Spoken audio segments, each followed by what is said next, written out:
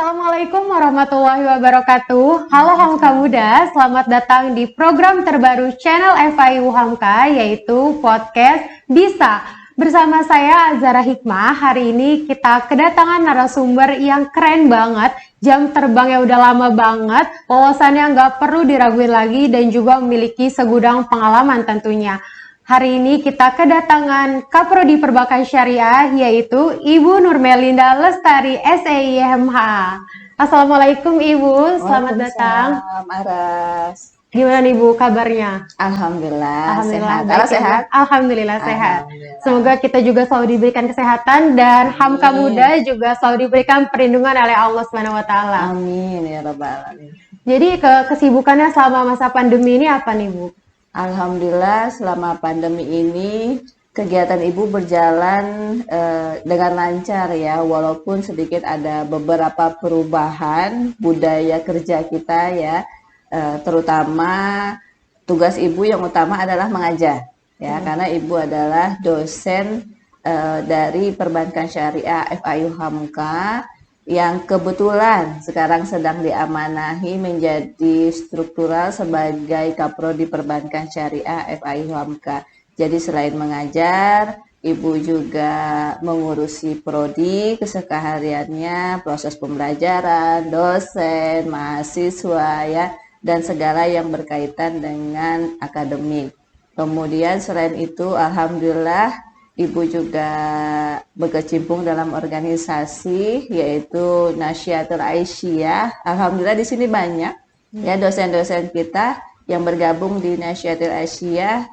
Itu adalah organisasi perempuan Muhammadiyah ya, organisasi perempuan muda, ibu-ibu muda bertalenta di sana ya. Jadi kita menjalankan kegiatan organisasi sesuai dengan peran dan kemampuan kita masing-masing sebagai perempuan muda dan ibu-ibu rumah tangga. Kemudian selain itu tentu saja ya, sambil mengajar, bekerja, Ibu juga mengurus di rumah ya. Jadi beberapa peran kita lakukan sekaligus di rumah dan alhamdulillah kalau kita bawa santai, kita bawa ikhlas dan nikmat ya, dan semua itu jadi mengalir saja ya. Jadi harus banyak kita syukuri ya. Jadi kita bekerja sekarang, mungkin kalau dulu kita sering lembur ya, Mas Fauzan, Mas Fajri, atau Bapak Ibu pimpinan yang kemudian meninggalkan anak. Ada hikmahnya sekarang, walaupun kita lembur, anak bisa tetap ada di samping kita. Jadi itu beberapa kegiatan yang Ibu jalani sekarang ini. Tapi berarti selama pandemi berarti nggak menghalangi Ibu untuk melakukan kegiatan produktif ya Bu ya, dan tetap bermanfaat untuk sesama tentunya. Insya Allah tidak. Jadi pandemi ini kita jangan jadikan suatu batu sandungan yang terus menerus ya. Boleh ini jadi batu sandungan, kita jatuh beberapa saat karena perubahan ya. Perubahan itu adalah sesuatu yang biasa dalam kehidupan manusia. Tapi ketika kita jatuh, kita harus berusaha bagaimana bangkit kembali ya, berusaha untuk beradaptasi dengan keadaan ini. Dan alhamdulillah itu tidak menjadi halangan bagi kegiatan-kegiatan kita. Malah sekarang ruang lingkupnya lebih meluas ya. Biasanya kita ada di kampus saja. Nah ini alhamdulillah ada undangan dari beberapa kampus yang itu memang menjadi rekognisi dosen untuk kita sharing bersama dengan kampus yang lain, seperti itu. Berarti teman-teman dan juga Ibu, berarti Ibu adalah the most attractive person that I've ever know. Karena semoga saya dan Hamka Muda juga bisa mencontoh Ibu ya Bu. Amin. Dalam keseharian. Harus lebih baik, harus amin, lebih baik. Kemudian Bu, ada nggak sih Bu cerita menarik selama masa pandemi ini yang mungkin mahasiswa nih cerita curhat gitu ke Ibu, seruan belajarnya nih online atau belajarnya malah offline, seruannya gitu gimana Bu? Oh baik. Ini yang benar-benar menjadi challenge buat Ibu ya, karena bagi Ibu sebagai Kaprodi di Perbankan Syariah FIU Hamka, khususnya di UHAMKA itu sedikit berbeda dengan mungkin bisa Ibu katakan dengan Kaprodi di universitas yang lain. Kenapa? Karena kalau di universitas yang lain mungkin kaprodi itu seperti di atas awan, ya, susah untuk dijangkau. Kita mau curhat, mau bertanya, mau bertemu saja itu sulit mungkin ya. Kalau teman-teman yang lain bisa merasakan di universitas yang lain, karena ibu juga merasakan ya ketika jadi mahasiswa. Tapi alhamdulillah di sini di Fakultas Agama Islam khususnya kita diarahkan oleh Bapak Ibu pimpinan bahwasanya kita benar-benar menjadi pengganti orang tua ketika di kampus, baik ketika offline ataupun ketika online. Dan yang menariknya saat ini, kalau offline dulu teman-teman ya sahabat-sahabat mahasiswa itu bisa langsung ke ruangan ibu kan ya Ra ya. Betul, Bu. Ibu ini begini, ibu itu begitu ya, dan lain sebagainya. Ibu mau curhat, ibu kenapa dosen ini seperti ini dan sebagainya. Dan terus terang, itu menjadi suatu memori yang ibu kangen gitu ya, sampai terharu. Kenapa? Karena panggilan-panggilan seperti itu yang sekarang sedikit berbeda ya. Tidak ada lagi panggilan secara langsung. Kalau ibu bilang seperti panggilan kasih sayang ya, anak yang membutuhkan ibunya. Kalau sekarang tapi alhamdulillah juga tidak menghalangi teman-teman untuk meminta bantuan atau teman-teman curhat ke ibu. Menariknya Ara, sekarang ini satu hari ibu itu bisa mendapatkan 50 sampai 80 WhatsApp. Itu luar biasa. Ya, kalau mungkin Ara pernah WA ke ibu, ibu balasnya beberapa jam kemudian atau di malam hari. Mohon maaf ya Raya, karena WhatsApp yang masuk itu 50 sampai 80 per hari. Jadi bayangkan kita balasnya satu persatu dan sesuai dengan kebutuhan mereka kan, kita harus konsentrasi apa yang mereka butuhkan gitu kan, tidak boleh salah. Kalau kita salah nanti akan mempengaruhi pada keputusan dia dalam proses pembelajaran, dan itu membutuhkan waktu di tengah-tengah tuntutan pekerjaan kita, dan itu tantangan yang luar biasa. Tapi ibu bersyukur, kenapa? Karena masih ada trust di sana ya, masih ada kepercayaan anak-anak mahasiswa kepada ibu. Begitu ya, jadi itu ibu yang syukuri bahwasanya pandemi ini, keadaan ini tidak menghalangi silaturahim, ikatan tali kasih antara mahasiswa dengan kaprodi dan kepercayaan di sana. Dan menariknya juga malah di masa pandemi ini alhamdulillah kakak-kakak alumni yang aware sekali ya, jadi tidak jarang kakak alumni itu video call ya, atau sekedar menanyakan, ibu bagaimana ini perubahan, adik-adik seperti apa belajarnya gitu ya, karena kan mereka tidak gitu merasakan ya. Iya betul. Jadi care lah kakak-kakak alumni kalian. Itu sih yang ibu rasakan menarik saat ini ya. Walaupun ya pasti banyak keluhan-keluhan dari mahasiswa bahwasanya ketika online dia tidak bisa bertemu figur dosen ya Aras secara langsung ya. Kalau kita di kampus kan belajar bisa melihat dosennya, oh dosennya cantik, dosennya ganteng ya, kemudian ada bercanda, ada interaksi. Nah mungkin perubahan itu yang banyak ibu rasakan dari mahasiswa.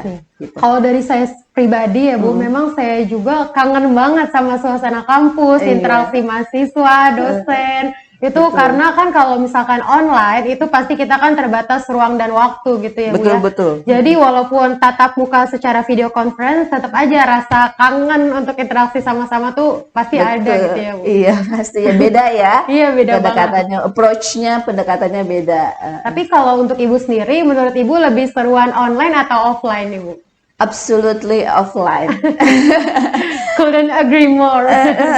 Offline, kenapa? Karena kalau offline itulah ada inbound ya, ada ikatan ya antara kita sesama manusia, dan itu fitrah sih ya, fitrah kita sebagai manusia bahwasanya kita membutuhkan satu dengan yang lainnya. Jadi ketika mahasiswa belajar itu bukan hanya ilmu yang dia harapkan, tapi juga figur ya. Figur dosen, bagaimana dia berbicara, bagaimana dia mengambil keputusan dan lain sebagainya. Jadi mudah-mudahanlah pandemi ini segera berakhir. Amin. Amin ya Ya Rabbal Rabbal Alamin. Alamin. Jadi memang pandemi ini merubah tatanan kehidupan ya Bu ya, dan kita doakan juga Hamka Muda semoga Ibu Pertiwi cepat pulih kembali dan juga kita bisa menjalankan kehidupan seperti sedia kala. Amin, amin ya Rabbal Alamin. Baik Bu, berbicara mengenai perbankan syariah nih Bu, prodi kita.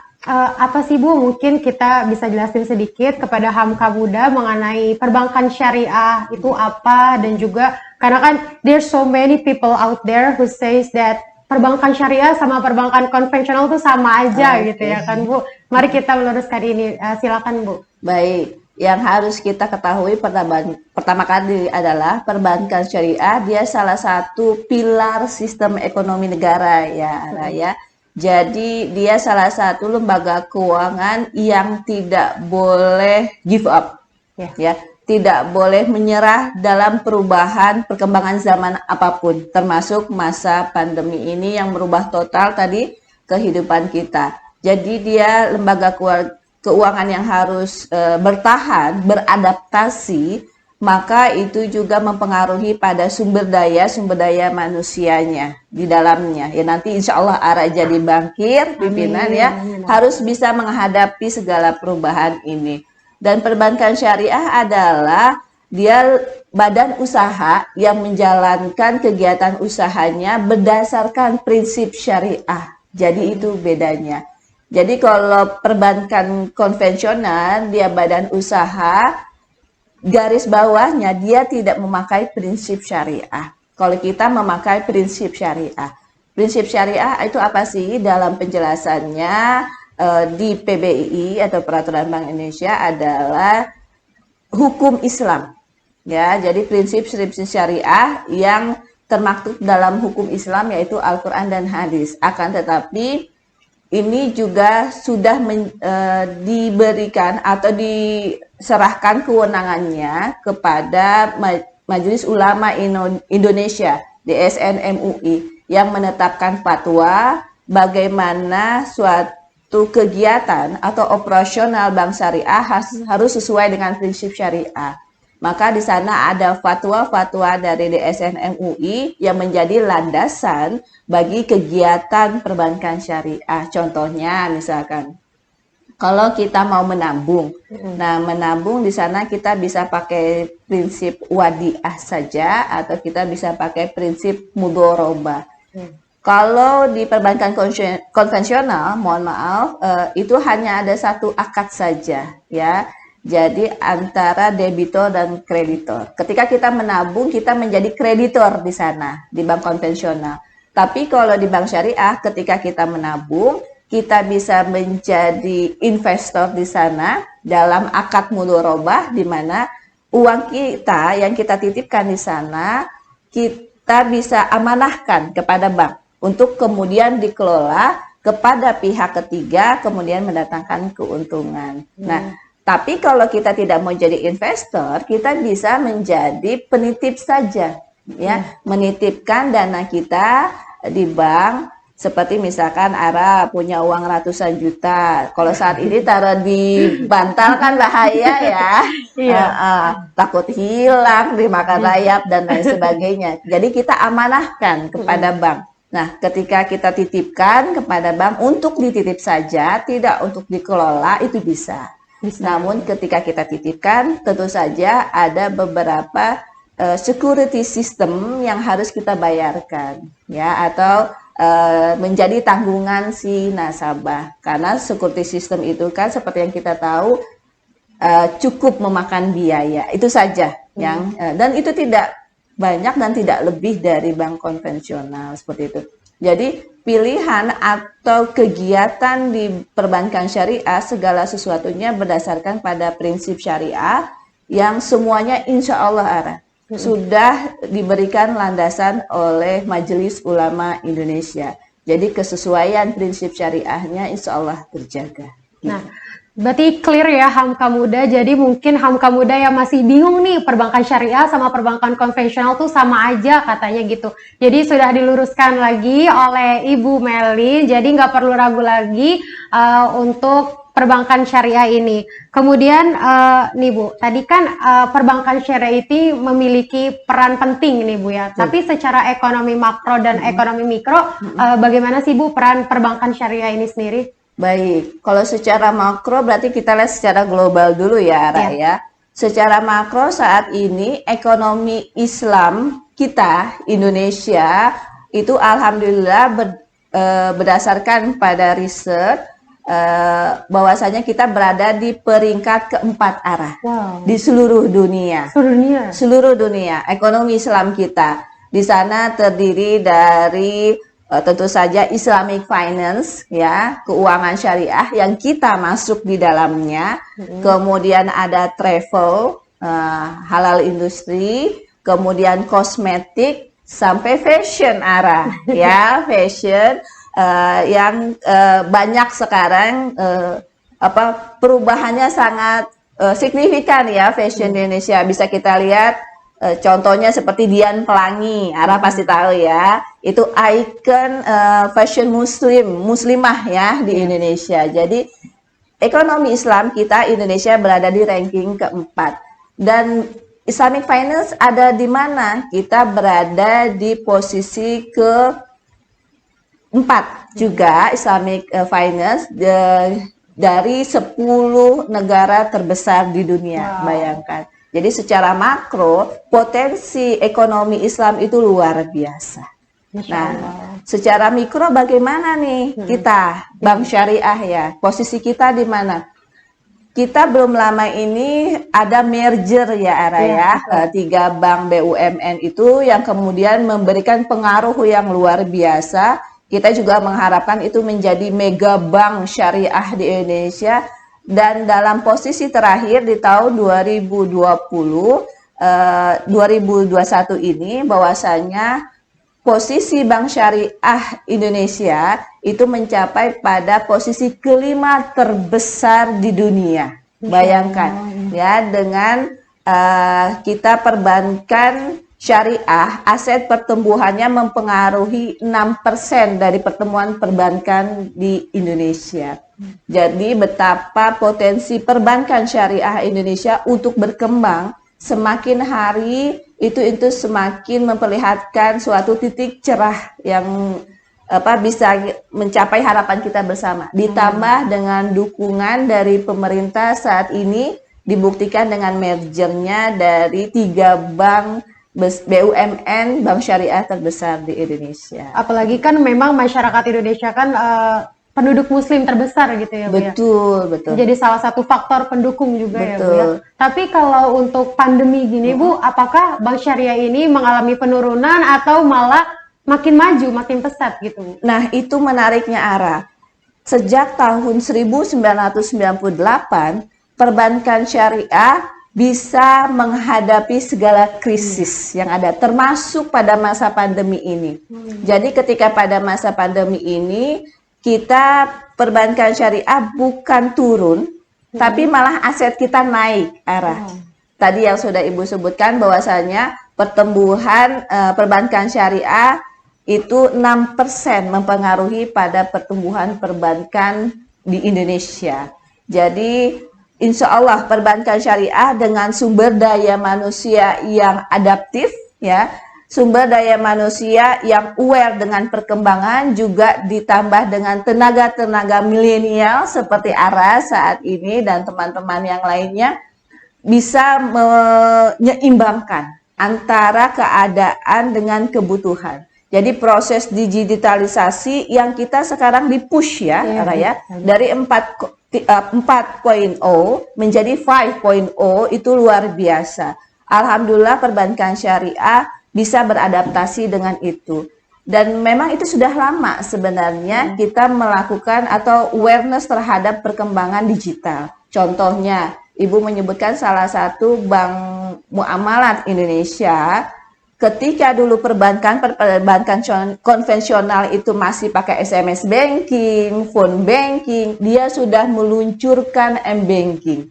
Jadi bisa dikatakan perbankan syariah adalah lembaga keuangan yang adaptif, insya Allah survive dalam keadaan apapun, Walaupun memang sumber daya manusianya di dalamnya harus dipaksa ya, menyesuaikan diri dengan perubahan zaman seperti itu.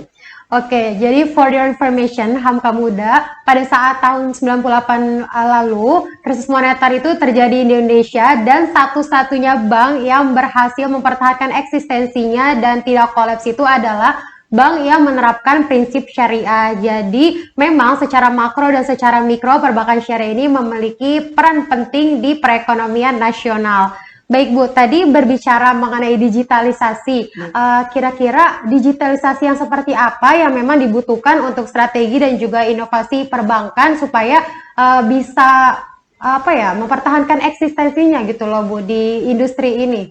Baik, kalau dari sisi digitalisasi tentu saja yang kita bicarakan adalah infrastruktur ya Raya. Jadi ada perubahan sistem. Ada perubahan sistem kegiatan usaha perbankan syariah. Kalau dulu masyarakat datang ke bank syariah secara manual ya, datang kemudian bertransaksi. Kalau sekarang diharapkan semua transaksi yang dilakukan di bank itu bisa dilakukan di rumah.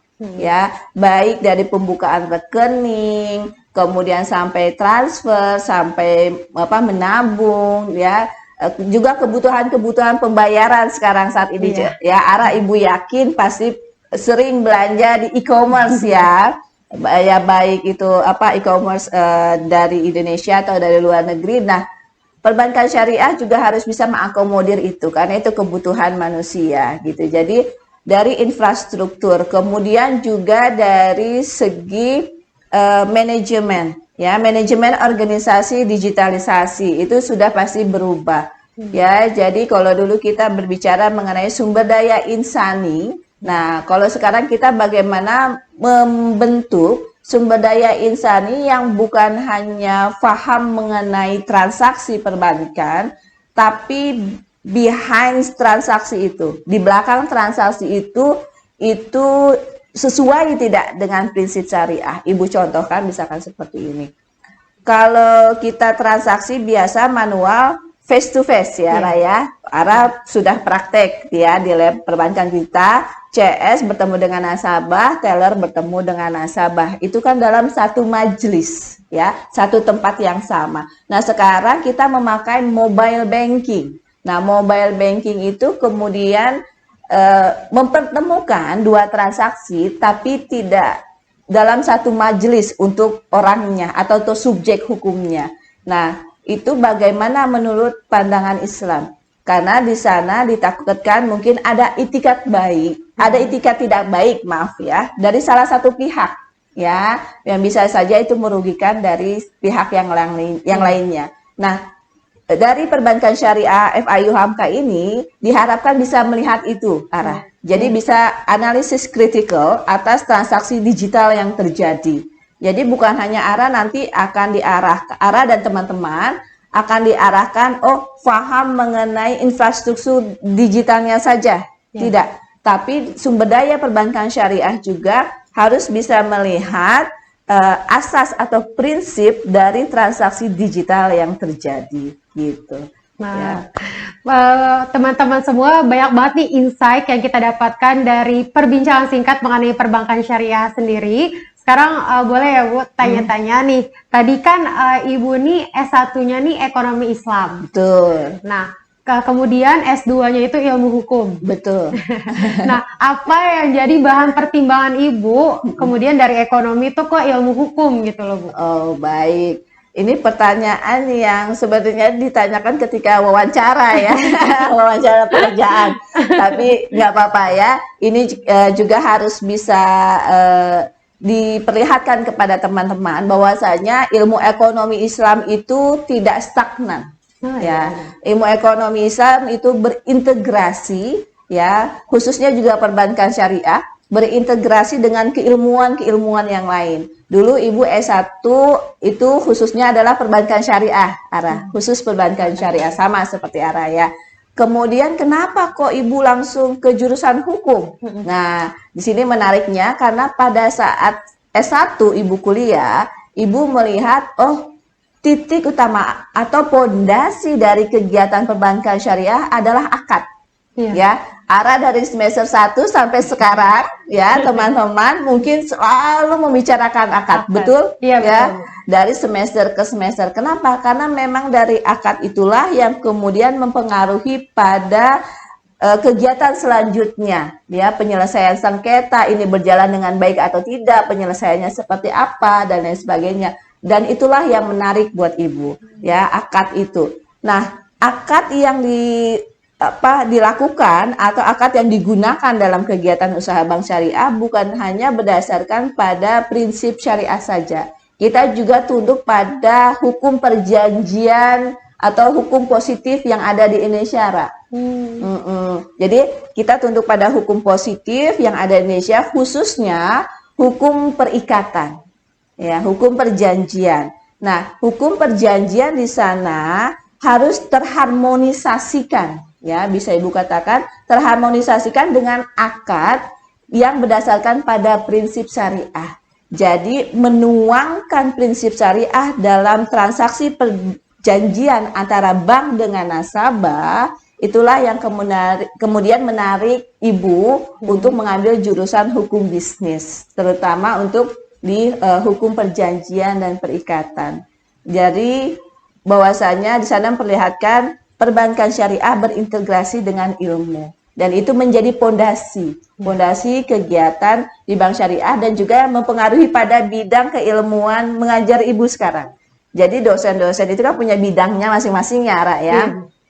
Pasti ibu pasti Ara dan teman-teman pasti bisa melihat, oh, kalau dosen yang agama, dosen mana kita meminta bantuan atau kita minta arahkan. Kalau dosen keuangan, finance, siapa? Oh, Pak Agung, ya, kita tahu ya ada bidangnya. Jadi dosen punya bidang masing-masing. Nah, di sini bidang ibu itu sebagai dalam atau hukum ekonomi Islam, khususnya hukum perbankan.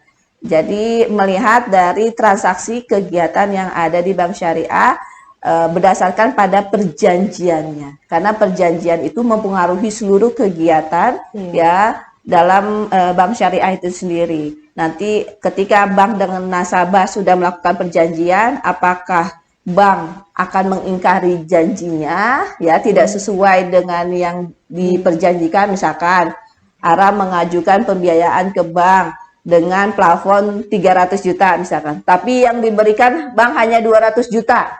Nah, itu kan berarti bank melakukan suatu prestasi, ya, tidak melaksanakan prestasinya. Nah, ini penyelesaiannya seperti apa? Itu sudah harus tertuang dalam akad kontrak syariah seperti itu. Nah, jadi di sini juga mempengaruhi pada penelitian dan pengabdian ibu sebagai dosen gitu. Nah, jadi Hamka muda yang mungkin S1-nya perbankan syariah dan mau melanjutkan ke ilmu hukum, jadi bisa banget ya Bu ya, bisa karena sekali. memang perbankan syariah ini terintegrasi dengan ilmu-ilmu yang lainnya. Sangat bisa. Malah memperkaya. Kira-kira siapa sih Bu sosok yang mungkin menjadi inspirasi ibu dalam melanjutkan pendidikan, menjalani karir dan lain sebagainya, Bu? Alhamdulillah, insya Allah ya, sampai saat ini the one and only figur ibu adalah ibu-ibu sendiri. Jadi mamah ya, mama ibu, beliau adalah wanita yang luar biasa menurut ibu. Jadi walaupun tidak dekat, terus terang, ibu lebih dekat kepada ayah, kepada papa. Karena papa itu aktivis, interaksi dengan orang banyak, itu jadi interaksi dengan anak pun lebih luas. Tapi mama itu memberikan contoh dengan perbuatannya.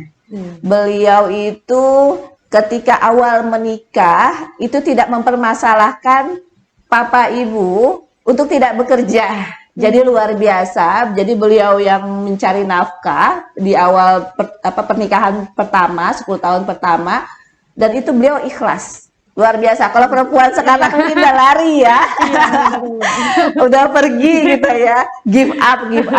Jadi dia memberikan kesempatan kepada papa ibu untuk mengembangkan diri. Dan beliau dari awal muda itu sudah bekerja. Tidak bergantung kepada orang tua, dan sudah mempunyai penghasilan sendiri sejak SMA. Nah, Kemandiran finansial dan teguhnya pendirian ibu atau mama ibu itulah yang kemudian menjadi inspirasi. Juga ketika beliau ada di rumah, beliau memerankan perannya sebagai seorang ibu. Jadi tidak membawa masalah pekerjaan ke rumah. Di rumah dia tetap bikin donat ya untuk anak-anaknya, cemilan. Kalau sekarang anak-anak enak tinggal pakai Grab ya, orang tua sekarang ya, GrabFood atau GoFood ya. Kalau mama ibu dulu enggak, pulang kerja anaknya mau apa, mau donat, mau lontong dan lain sebagainya ya, dulu makanan kita kan seperti itu beliau buat. Ya, jadi betapa manajemen waktu dan prinsip yang beliau lakukan itu sangat luar biasa menginspirasi ibu. Tanpa beliau harus berkata, kamu harus begini ya, kamu harus begitu ya, tidak. Jadi beliau memperlihatkan dengan contoh seperti itu. Juga kenapa ibu bisa mengatakan, mungkin kalau Ara juga pasti figurnya adalah ibu ya, dan teman-teman yang lain ya, ibu adalah segala sesuatu di sana. Jadi dari sana ibu memperlihatkan bahwasanya pendidikan juga penting untuk beliau. Jadi beliau sudah bekerja di awal muda. Kalau dulu kan tidak harus S1 ya, karena orang tua ibu dulu adalah SPG, langsung mengajar dan belum wajib S1. Beliau tidak melanjutkan S1, jadi langsung bekerja. Dan ketika di usianya yang sudah cukup senja, beliau semangatnya luar biasa mau S1, ya kan? Jadi belum lama ini diwajibkan bahwasanya guru itu minimal harus S1. Jadi luar biasa, beliau sudah punya cucu, ya. Kemudian sambil bekerja, beliau juga masih mau kuliah. Nah, itulah yang kemudian menginspirasi ibu bahwasanya pendidikan dan itu penting. Dan alhamdulillah juga ibu mungkin ini suatu anugerah ya, suatu kesempatan, mungkin bukan menyombongkan diri, mungkin ibu diberikan kesempatan yang baik di keluarga yang baik. Walaupun kami tidak kaya, tapi pendidikan di keluarga kami adalah nomor satu. Jadi sebisa mungkin orang tua mengarahkan kami kepada untuk melanjutkan pendidikan, karena itu akan merubah dari segi kehidupan kami. Iya, betul. Orang tua ibu Ara berasal dari kampung nan jauh di sana, di Lamakera. Ya, kapan-kapan kalau Ara dan teman-teman bisa ke Lamakera, itu indah sekali. Pernah nonton Sibolang? Iya, pernah nonton ya. Jadi kalau kita Sibolang itu laut samudra kita Ara. Jadi laut, kita melihat lumba-lumba itu sudah biasa. Dia luar biasa sekali. Jadi saking jauhnya Ara, itu lebih dekat ke Australia. Ya, jadi ke Australia hanya itu cukup 2 jam dibandingkan ke Kupang. Jadi dia kampung nelayan. Tapi di sana pendidikan diutamakan. Itu juga mungkin yang membentuk orang tua ibu. Jadi di Lamakera itu, di Alor Timur kami, walaupun kampung nelayan yang sangat miskin, tapi anak-anaknya alhamdulillah minimal S1-an. Ya, jadi tidak menyerah. Jadi betapa itu figur orang tua, mama dan papa menjadi suatu figur utama ya, role model, the one and only sampai saat ini, alhamdulillah. Oke, jadi Hamka Muda, Ibu Melin ini memiliki sosok inspiratif yaitu ibunya, dan pasti saya sendiri ataupun Hamka Muda juga malah terinspirasinya dari Ibu Melin pasti. Amin, mudah-mudahan bermanfaat ya. Jadi ada 2 poin yang saya dapatkan. Yang pertama, peran wanita itu sangat penting ya Bu ya dalam Indonesia, dalam tatanan kehidupan sehari-hari juga memiliki peran vital. Kemudian yang kedua juga pendidikan. Pendidikan itu adalah kunci dari segalanya. Jadi teman-teman yang saat ini sedang melanjutkan kuliah, kemudian juga sedang menjalani pendidikan, semoga tekun ya Bu ya, karena pendidikan itu bisa merubah segalanya dan membantu kita meraih impian kita ya Bu ya. Betul, betul. Amin. Kemudian Bu, sebagai seorang ibu, kemudian juga sebagai istri, kemudian dosen, kaprodi, aktivis. Nah, bagaimana ibu mengatur semuanya supaya balance antara waktu, pendidikan, karir, supaya tenaga ibu ini itu bisa dimaksimalkan dengan baik gitu Bu? Baik, jadi nggak cepat lelah gitu ya, bagaimana membagi-bagi waktunya. Baik, mungkin Ibu bisa sharing sedikit kepada Ara dan teman-teman hamka-hamka muda yang ada di sana.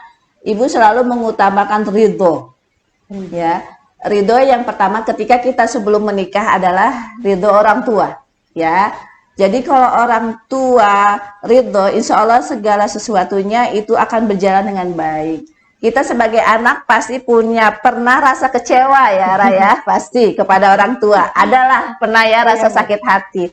Tapi ibu meyakini bahwasanya apa yang ditunjukkan orang tua itu pasti insya Allah atas ridho Allah, atas petunjuk Allah. Kita berhusnuzon saja kepada orang tua. Walaupun itu sakit buat kita kan. Nah, tapi Allah juga akan mengatakan bahwasanya sesuatu yang baik menurut kita belum tentu baik untuk kita gitu ya. Jadi ibu menerima. Kalau bahasanya orang pesantren itu apa Mas Fajri? Muti ya. Mutilah patuh tunduk sama orang tua. Nah jadi itulah yang kemudian mengarahkan ibu, alhamdulillah kemudian diarahkan kepada pendidikan yang memang bisa ibu dapatkan tapi sesuai dengan kemampuan orang tua. Dan ibu yakin di belahan bumi manapun, di tempat manapun kita belajar, itu adalah bumi Allah. Ilmunya pasti ada di sana. Kalau kita ikhlas menerimanya, insya Allah itu lebih bermanfaat. Itu ridho yang pertama orang tua ya, Ara. Yang kedua adalah ridho dari suami. Tentunya Ara nanti kalau sudah punya suami ya teman-teman nanti dulu. Tapi ya selesai dulu, ijazah dulu baru ijabsah. Jadi ridho suami itu yang paling penting untuk ibu. Ibu tidak berani berangkat ke kampus kalau suami di rumah cemberut. Itu ibu tidak berani. Pasti ibu tidak akan ke kampus. Kenapa? Karena ketika kita melangkah keluar tanpa ridho suami, itu laknat Allah sampai kita kembali. Ya, naudzubillah. Jadi itu selalu menjadi prinsip ibu. Yang pertama, ketika suami ridho, kita menjalankan segala sesuatu itu insya Allah dengan mudah akan ditunjukkan. Dan ketika ibu menjadi kaprodi pun, pertama izin yang ibu minta dari suami. Karena ketika menjadi kaprodi konsekuensinya berbeda ketika kita menjadi dosen pada umumnya. Ya pasti ada penambahan waktu, ada rapat, ada lembur, ya, ada kewajiban. Bahkan kalau dulu kita offline kerja kita sampai menginap ya Mas Fauzan ya. Sekretariat Mas Fajri itu sampai berhari-hari gitu. Nah, kalau itu tidak ada ridho dari suami, ibu tidak akan bisa fokus. Sulit sekali untuk fokus, kemudian akan mempengaruhi pada hasil kinerja ibu. Jadi yang pertama, kita bisa menjalankan berbagai macam peran sebagai istri, sebagai ibu, sebagai dosen, ya, sebagai struktural. Itu jika kalau ibu prinsipnya adalah ridho itu. Dan yang kedua adalah manajemen waktu kita. Nanti Ara kalau mau berkarir, Ara harus ikhlas. Ya teman-teman hamka muda ya, kalau nanti mau berkarir sebagai perempuan harus ikhlas. Ikhlas gimana? Ikhlas tidurnya kurang. Ya, kalau misalkan kalau kita di rumah ya kita bisa mengambil waktu sedikit untuk bisa beristirahat. Tapi ketika kita kerja, nanti Ara pulang ya, kerja dari bank, jam 4 sore atau maghrib di rumah, anak minta dimasakkan, suami minta masak, harus masak. Ya nggak peduli kita secapek apapun, kita sebau apapun jalan dari luar ya, dari kantor ya ke rumah, itu kita harus membesarkan ikhlas kita. Oh, ketika kita di luar kita sudah mengambil porsi anak ya, porsi suami, waktu kita. Jadi kita harus bisa membalancekan. Ya. Itu tidak mudah Ara, sangat tidak mudah ya. Tapi dari waktu ke waktu kita belajar dan tentu saja kita bisa mendapatkan itu kita kalau mendapatkan the right one. Ya, ini agak curhat sedikit ya. Jadi teman-teman, kalau mencari suami, sedikit tips dari ibu. Kalau mama ibu bilang, jangan mencari calon suami itu yang kaya. Jangan cari suami itu yang ganteng. Kaya ganteng itu bisa menyusut. Wah, ada penyusutannya ya. Tapi cari suami itu yang punya aura masa depan. Masya Allah. Jadi Aura masa depan itu dia tidak hanya mendukung dirinya, tapi dia mendukung kita sebagai personal gitu ya. Jadi dia paham, ikhlas ketika waktu yang seharusnya kita berikan kepada suami itu dibagi untuk pekerjaan, dibagi untuk mahasiswa ya. Tidak jarang ibu itu harus membalas WhatsApp ya, suami itu di samping gitu ya. Kamu sudah seperti customer service kayak gitu ya. Tapi beliau menikmati, maksudnya oh ya istrinya lagi kerja dan itu tidak mengganggu. Jadi ketika kita menemukan orang yang tepat, sama-sama niatnya adalah ibadah lillah ya. Jadi insya Allah mudah-mudahan itu mudah. Amin. Amin, amin, amin. Tapi Ibu ngomong-ngomong jadi Kaprodi, ada nggak sih Bu kisah menarik selama Ibu menjadi ketua Prodi Perbankan Syariah ini? Atau mungkin nemu mahasiswa yang punya kisah unik gitu, boleh Bu diceritain? Oke, alhamdulillah. Jadi ini jadi cerita sedikit nggak apa-apa ya. Ya, Ibu kesini itu tahun sekitar 2016, baru aktif itu di angkatan 2014-2015. Yang menariknya ini, mohon maaf, ketika Ibu mengajar di lab, ada salah satu kakak alumni ARA dan teman-teman itu mengatakan, Ibu jadi kaprodi saja. Itu menarik sampai sekarang itu Ibu selalu ingat.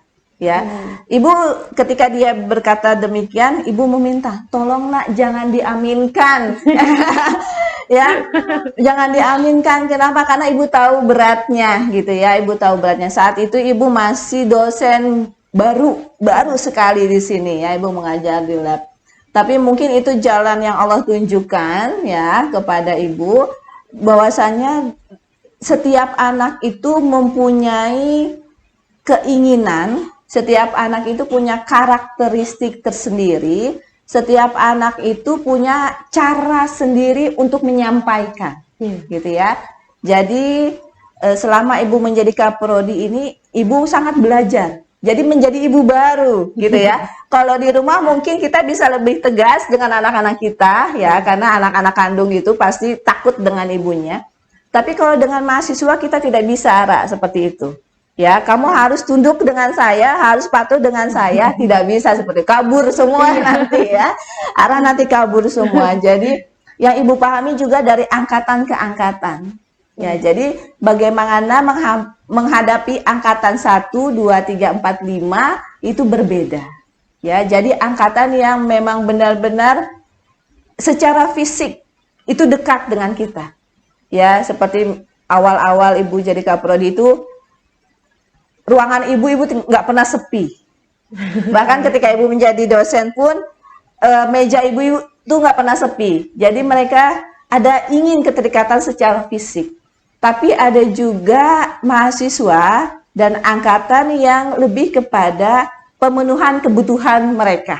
Nah, itu kita sesuaikan. Dan juga cara penyampaian mereka yang berbeda-beda. Ada anak yang maunya tapi sambil ngambek gitu ya. Bu, saya nggak mau begini, pokoknya saya mandek kuliahnya, terserah mau seperti apa dosennya. Nah, kita kan nggak bisa, kamu harus kuliah, nggak bisa seperti itu. Jadi approaching kita berbeda.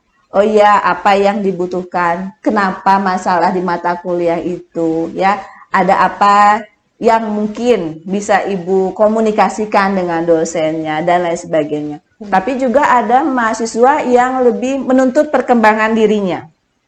Jadi, Bu, saya nggak mau cuma kuliah aja, saya mau dapat apa nih? Saya bisa diarahkan kemana? Ibu sangat senang kalau mahasiswa seperti itu, gitu ya. Jadi dia terchallenge dengan keadaan-keadaan. Nah, karakteristik mahasiswa itulah yang menarik buat Ibu. Ya, jadi itu yang kemudian membedakan juga dengan kaprodi yang lain. Kebetulan Ibu juga punya teman kaprodi di universitas yang lain. Dia tidak pernah bisa sampai seperti itu. Iya, jadi dia pernah, Ibu kan kalau ketika sulit menjawab WhatsApp teman-teman, mungkin tidak ada waktu, Ibu selalu memberitakan. Mohon maaf ya teman-teman, Ibu tidak tidak bisa membalas ya seperti itu. Itu dibaca oleh dia. Kamu sampai balas sebanyak itu, kata dia. Wasting time, kata dia gitu ya. buang-buang waktu yang kayak begitu. Kamu nggak bisa fokus sama pekerjaan. Tapi inilah yang anak-anak saya butuhkan, saya bilang. Ya, kalau anak-anak saya ketika dia membutuhkan saya tidak ada, maka itu akan mempengaruhi pada proses pembelajaran dia ke depan. Dia semangat atau tidak, bisa atau tidak melanjutkan pembelajarannya, ya seperti itu. Walaupun ibu tidak sempurna, pasti ada kesalahpahaman ya ketika menjawab atau ketika memenuhi kebutuhan teman-teman, terutama di masa di pandemi ini ya, bahasa WhatsApp dengan bahasa biasa kan beda ya Raya. Jadi terkadang mungkin juga ada kesalahpahaman, tapi ibu tidak pernah mau itu berlarut-larut. Jadi harus benar-benar diselesaikan dalam jangka waktu yang cepat. Karena kalau tidak terselesaikan dengan jangka waktu yang cepat, itu akan mempengaruhi pada proses pembelajaran yang kemudian akan mempengaruhi pada kelulusan masa kuliah teman-teman seperti itu. Ya, tapi memang saya sendiri nih Bu ya ngalamin, emang ibu nih orangnya teman-teman, orangnya sabar banget Bu, terus Ya Allah, keibuan amin. juga, dan emang mungkin itu alasan teman-teman yang lain juga pengen dekat sama ibu karena semua keluh kesah kita tuh didengarin dengan baik dan nggak pernah dihakimin gitu Bu, malah Masya diberikan Allah. solusi. Amin ya Allah. Mungkin soalnya saya Makasih. juga punya teman-teman di universitas lain tuh mereka nggak deket gitu Bu sama kaprodinya tuh susah. Nah iya. Mungkin itu alasan teman-teman juga pengen dekat sama ibu. Amin amin ya Allah. Alhamdulillah. Oke Bu, berbicara mengenai mata pelajaran nih, mata kuliah. Ini kan ada nggak cuma perbankan syariah doang nih Bu ya, Bu. Ada e-commerce, pasar modal syariah. Nah itu kemudian apakah memang nanti ketika lulus prospek kerja alumni dari perbankan syariah ini memang hanya terpaku pada banking aja atau boleh ke investor atau financial analyst atau gimana Bu ruang lingkupnya? Oke, sangat bagus pertanyaan Ara ini ya, dan sangat menyasar pada output ya, output nanti lulusan mahasiswa perbankan syariah seperti apa sih ya, mau bekerja di mana. Jadi profil kita ada 4 arah. Yang pertama tentu saja menjadi bankir ya, diharapkan menjadi bankir, dan 40% dari hasil tracer study atau alumni kita itu sudah menjadi bankir, dan alhamdulillah Ara tidak sedikit yang menjadi pimpinan ya, alhamdulillah itu berdasarkan tracer study atau survei kepada alumni.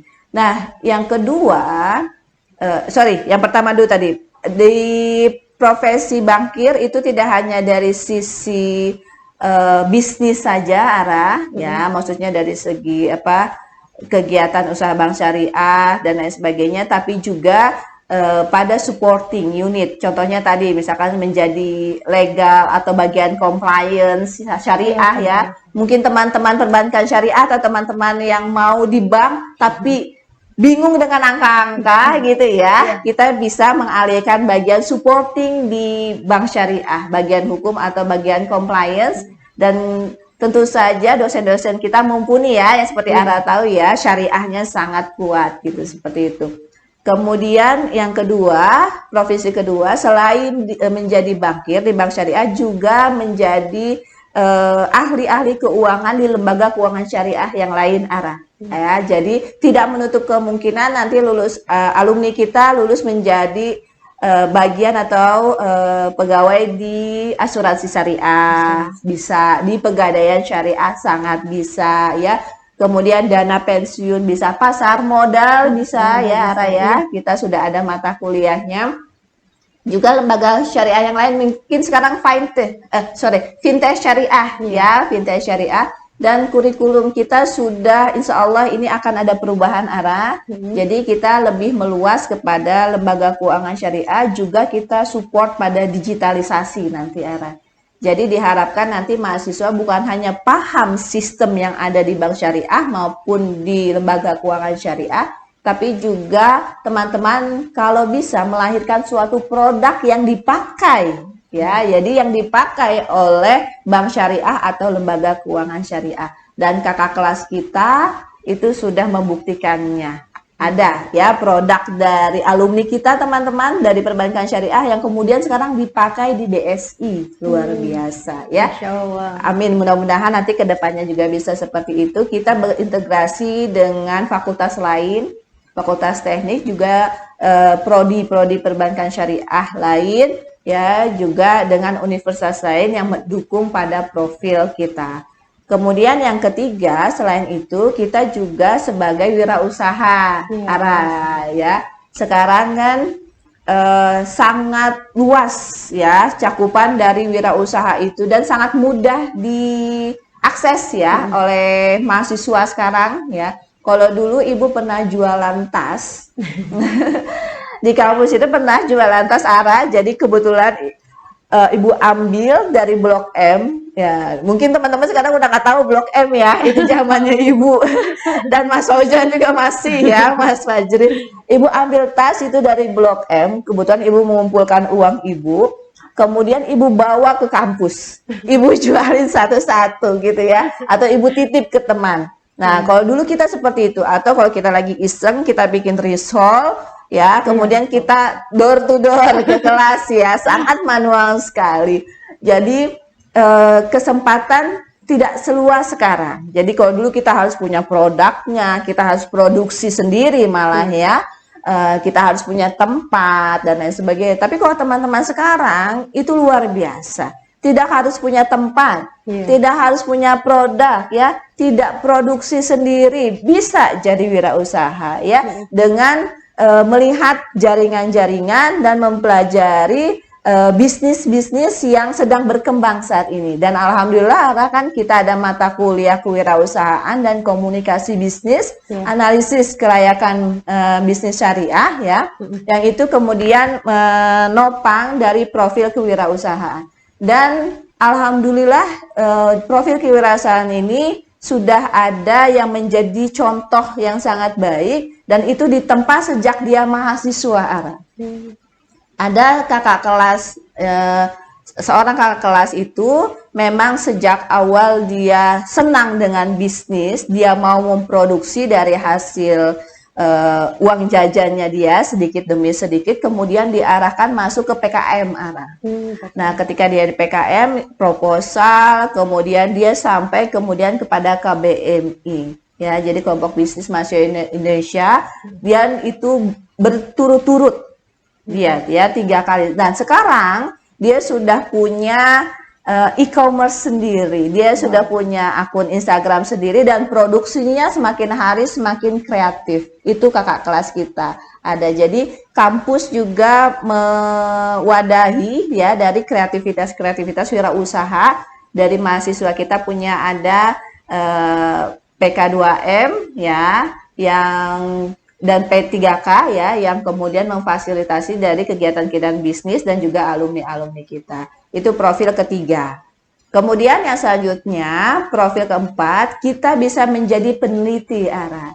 Ya, jadi mungkin nanti teman-teman yang saya nggak mau di bank kayak gitu ya, atau waktunya nggak saya banget misalkan seperti itu. Saya mau waktu yang fleksibel misalkan. Ya, mau menjadi dosen saja, itu bisa Ara. Jadi kita menjadi profilnya peneliti ekonomi Islam. Ya, dan itu kita fasilitasi tentu saja sejak awal mahasiswa itu sudah banyak kita tempa dengan diskusi-diskusi, analisis-analisis kritik ya di dalam kelas yang itu membangun pemikiran, analisa pemikiran mahasiswa sejak awal gitu ya, dan juga mulai beberapa tahun ini mahasiswa banyak dilibatkan dalam penelitian dosen. Dan kalau teman-teman yang suka nih ketik meneliti, menulis dan lain sebagainya di perbankan syariah bisa, khususnya dalam tema skup besar ekonomi Islam gitu. Dan kita juga di sini bekerja sama dengan IAEI ya, Ikatan Ahli Ekonomi Islam, juga ada dari institut-institut dari bank-bank syariah ya. Jadi lembaga-lembaga peneliti di bank-bank syariah yang ada di Indonesia. Jadi bukan hanya sekedar penelitian, tapi memang penelitian yang kita bisa skalanya nasional dan itu memberikan manfaat bukan hanya untuk mahasiswa, dosen, tapi juga bisa dimanfaatkan di lembaga keuangan syariah, khususnya perbankan syariah. Nah, begitu, banyak banget nih Hamka Muda prospek lulusan dari perbankan syariah. Mungkin Ibu ya terakhir, ada nggak pesan-pesan yang ingin Ibu sampaikan kepada generasi milenial dan juga Hamka muda sekalian untuk bergabung bersama kami sebagai ekonom Robbani di perbankan syariah dan juga khususnya menjalani kehidupan di tengah pandemi ini? Baik, terima kasih Ara. Satu mungkin yang bisa Ibu katakan bahwasanya literasi ekonomi Islam seluruh Indonesia ini baru di angka 8,1. Ya, inklusi itu baru di angka 8,9.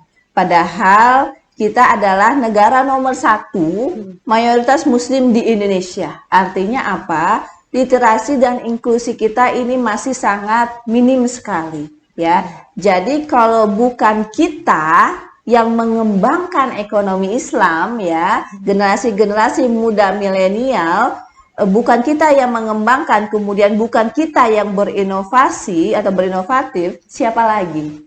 Ya, jadi kalau Ustadz Somad pernah mengatakan bangkir-bangkir Bank Syariah itu adalah mujahid dan mujahidah. Ya, bisa dilihat di YouTube-nya, mujahid dan mujahidah ekonomi Islam. Karena apa? Karena dialah yang kemudian garda terdepan untuk mengembangkan ekonomi Islam, khususnya perbankan syariah.